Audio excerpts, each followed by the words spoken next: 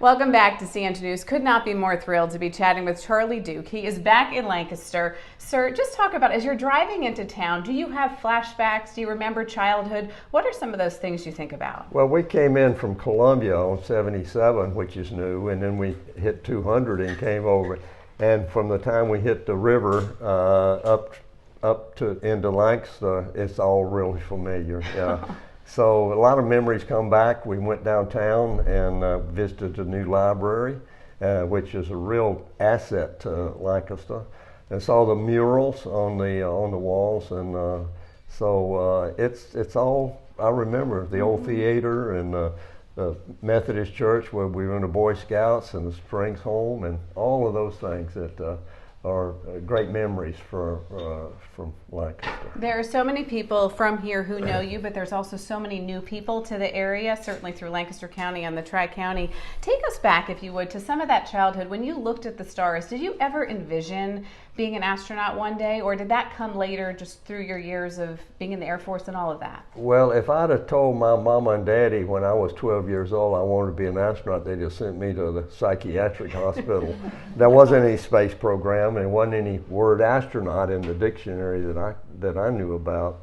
And so, but I can remember Reese Williams was a good friend, and still is, and we saw him last night in Columbia. But anyway, I remember it's the beginning of the jet age in the 50s and early 50s, and I'd see contrails go by, and I'd look up and man, I'd like to make a contrail, and then I decided in about that time that I wanted to go to Naval Academy, and unfortunately Lancaster High didn't have the courses I needed to get qualified, so I had to go off to prep school, and my last 2 years. But it was growing up.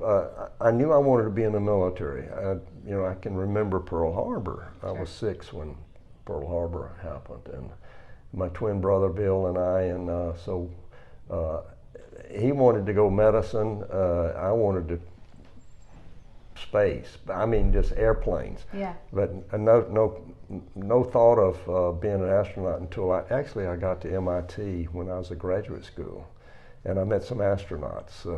I was working on the Apollo guidance and navigation system, and they were so enthusiastic and so excited about this job. I said, well, how did I get that job? Yeah. So take us up there. Yeah. You know, I mean, how few people in the world ever get to experience that? Is it a memory that is still fresh, or do you have to kind of pull it? You mean the Apollo flight? Yeah, and on the moon? Very vivid, most of it. Yeah, the landing, the liftoff, the landing, the first view of Earth from 20,000 miles away, and the re-entry and return home, and watching the Earth get bigger and bigger and bigger, and then hitting the atmosphere. Big fireball, all of that's very vivid, yeah. Can you believe in a way that that was your life? No, not really. When I was 20, I would have said I couldn't believe it. I wouldn't, I couldn't ever do anything like that. But when I got qualified as an aviator in the Air Force, and I was flying in Germany, and their first group of astronauts, I thought I'd missed the boat by about 10 years. I thought 10 years too young. But then they kept picking astronauts.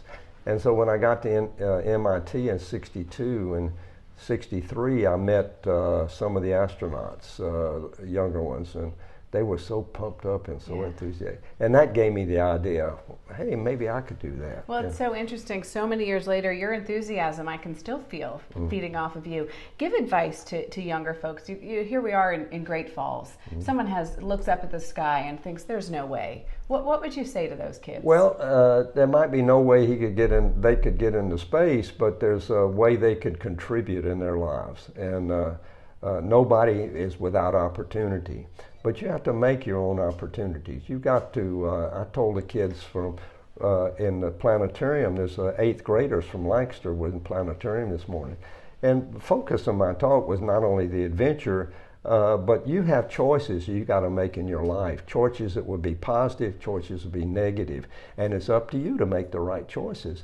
And people will encourage you to do these right things. But stay healthy, stay in school as long as you can, and learn as all you can, and then just follow your spirit inside this is what I want to do. You just know that this is what I should do.